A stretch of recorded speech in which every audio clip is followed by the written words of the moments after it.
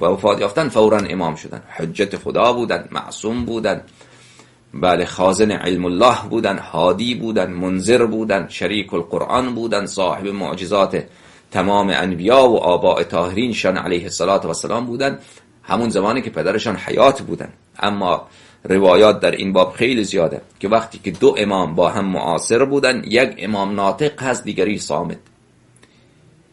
مانند این که امام حسن و امام حسین صلوات الله علیهما و آلهما، جان عالم فدای نام این دو بزرگوار.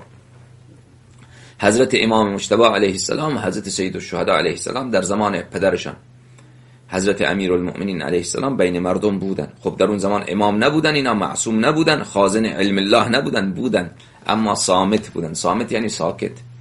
هدایت مسئولیت پدرشان هست، امیرالمؤمنین علیه السلام.